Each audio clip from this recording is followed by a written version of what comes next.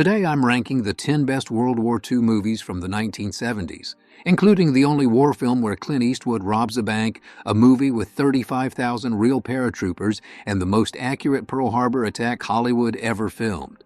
Some of these are masterpieces, some flopped hard, but every single one is a wild story behind the camera too. Let's see which one really deserves to be called the best. Starting off at number 10 is one of the most ambitious and honestly one of the most chaotic war films of its era. Richard Attenborough's A Bridge Too Far set out to capture Operation Market Garden, an Allied operation in Nazi-occupied Holland that didn't go as planned. Based on Cornelius Ryan's book, William Goldman's script called for a cast so packed with stars, half of Hollywood was on set at some point. The final product is epic in scale and, according to a lot of critics at the time, kind of a mess. Roger Ebert summed it up with his classic line, "The movie's big and expensive and filled with stars, but it's not an epic. It's the longest B-grade war movie ever made." Back then, reviewers tore into it for being overstuffed and dragging on for what feels like an extra half hour. It's got a reputation for collapsing under its own weight. But with time, A Bridge Too Far's reputation has softened. These days, people appreciate how much effort went into getting it right. Those huge battle scenes, no CGI anywhere, just thousands of real extras. 35,000 actual parachutists dropped into Holland. That river crossing with Robert Redford, that's all practical, meticulously staged. Next up is the McKenzie Break, and this one really flips the usual war movie formula. Instead of Allied prisoners of war, the focus here is on German prisoners in a Scottish camp plotting their escape. It's a rare perspective, and the film goes out of its way to keep things authentic. The Germans actually speak German, no bad Hollywood accents. It's the end of the war, and British intelligence suspects an escape attempt. The story takes inspiration from a real-life incident at Cultibroggen Camp in Scotland, where hardcore Nazi prisoners were kept separate because they were stirring up trouble everywhere else. But unlike the movie, the real-life guards were Polish soldiers, guys who had every reason to hate the Nazis. The movie itself is a patchwork, shot mostly in Ireland with a mix of British, American, and German actors, and made by Americans. Even though it's based on fiction, it taps into those real moments of paranoia and tension in war camps. And it stands out because neither the British investigator nor the German officer comes across as simply heroic or villainous. Both are flawed, sometimes hard to even like. It's the kind of film that isn't interested in simple good guys and bad guys. This is one of those war movies that just never quite got the recognition it deserved. Directed by Robert Aldrich with Michael Caine and Cliff Robertson headlining, it tells the story of Sam Lawson, an interpreter who spent the war avoiding the front lines. And then suddenly he's thrown into a suicide mission with a British unit in the jungle. Their job, destroy a Japanese communications base, even though none of them really wants to be there. The movie leans into the anti-hero side of things. Most of these guys aren't fighting for any grand idea, they just want to stay alive. Michael Caine plays a rude, insubordinate Cockney whose main skill is survival, not heroics. The jungle locations give the film a sense of realism, even when the pacing drags in spots. Financially, the film was a disaster. After all the costs, it lost nearly $7 million for ABC Films. Aldrich himself never understood why it flopped. He thought it was marvelous, but its failure meant every project after that got picked apart by studio execs.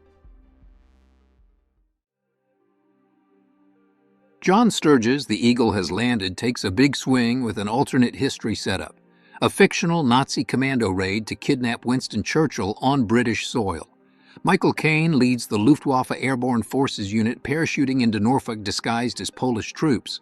What follows is a tense village-by-village operation as the Germans try to pull off the impossible, only to end up in fierce shootouts with the local Home Guard and Allied forces. This is a British production, but has the feel of a big international thriller, and it's got the cast to match. Despite being a suspenseful what-if story, it's often overshadowed by the more famous World War II epics from the 60s and 70s, especially in the US, where it didn't get the same attention. But in Europe, it was a hit, and over time, it's earned a cult following. The film stands out for flipping the script. They tried to give real depth to the German characters and delivered some genuinely tense action scenes. This was Sturgis's final film, and he sent it out on a high note. Gregory Peck steps into the boots of General Douglas MacArthur in this biopic covering both World War II and Korea. MacArthur was a larger-than-life figure, but MacArthur as a film never quite matched that scale. The movie follows his major wartime moments, helping defeat Japan, only to be dismissed by President Truman later on. Unlike other big general movies, Patton, Grant, Eisenhower, this one feels like it was made on the cheap. You've got Sargent, mostly a TV director, at the helm, and the whole production, from the look to the music, has that TV movie vibe. Even Jerry Goldsmith's march, while good, just doesn't hit like his Patton theme. Gregory Peck did have some reservations about the script and how things were handled, but he later said MacArthur was one of his favorite roles. He really tried to show all sides of the man, not just the PR version or the villain from the newspapers. Funny thing, both John Wayne and George C. Scott turned down the lead. Scott thought it was just too close to his role in Patton. Midway tackles one of the turning points of World War II, the U.S. Navy's fight to stop Japan's advance across the Pacific. The story is matter-of-fact, less about flag-waving and more about the realities of command. Admiral Nimitz knows about Japan's surprise attack plan on Midway Island, and what follows is a battle built around split-second decisions, sketchy intel, and real risk. One wrong call could cost everything. There's not much focus here on the lone hero storming a bunker. Instead, the film zeroes in on admirals weighing every option, trying to read the enemy, and putting their own reputations and the fate of their men on the line. History hangs in the balance, and sometimes it's the bold move or a moment of hesitation that tips everything. The cast is stacked with Charlton Heston, Henry Fonda, James Coburn, Robert Mitchum, and more familiar faces. Not just actors, but real veterans behind the camera too. Director Jack Smite and screenwriter Donald Sanford both served in the war. Dogfight sequences are pieced together from actual 1942 newsreels, cropped to fit widescreen. Most of the onboard scenes were shot on the USS Lexington, one of the last Essex-class carriers. The budget only stretched to 3 working warplanes, so there's a heavy reliance on stock footage. It's got that same made-for-TV feel as MacArthur, but when you see those battle scenes, it's clear they did the best they could with what they had.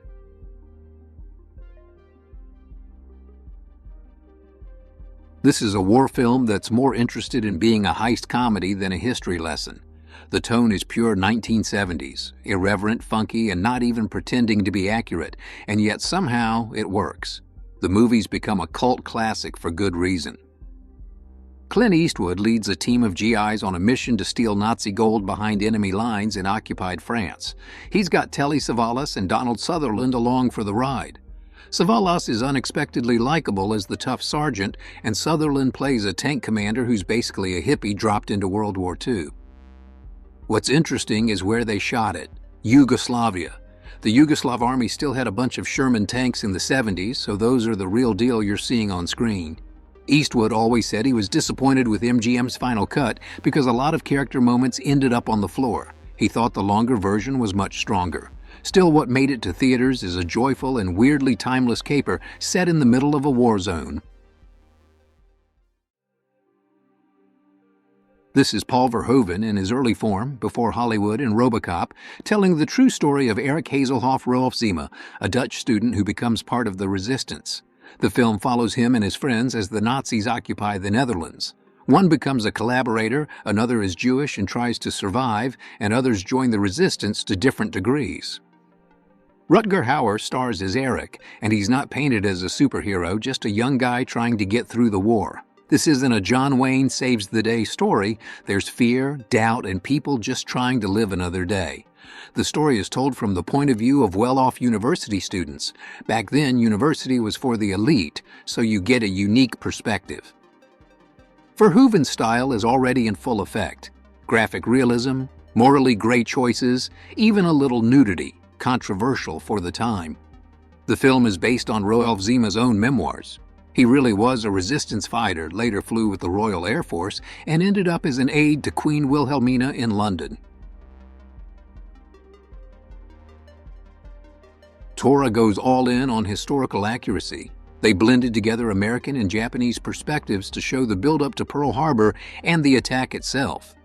Instead of trying to create a blockbuster with movie stars, the producers brought in established actors like Jason Robards and Joseph Cotten to keep the focus on the story. The production took accuracy seriously, so much so they brought in military historians and even some of the original participants as technical advisors. Japanese directors worked alongside American director Richard Fleischer to get both sides right.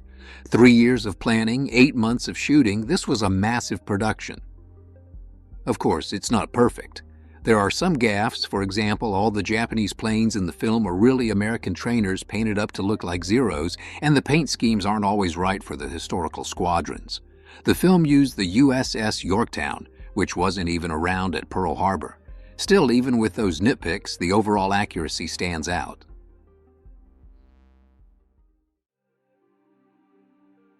Cross of Iron is Sam Peckinpah doing a war film from the German side, which almost never happens in Western cinema. The movie's set in 1943 during the Wehrmacht's retreat from the Taman Peninsula in the Caucasus. The focus is on Sergeant Steiner, played by James Coburn.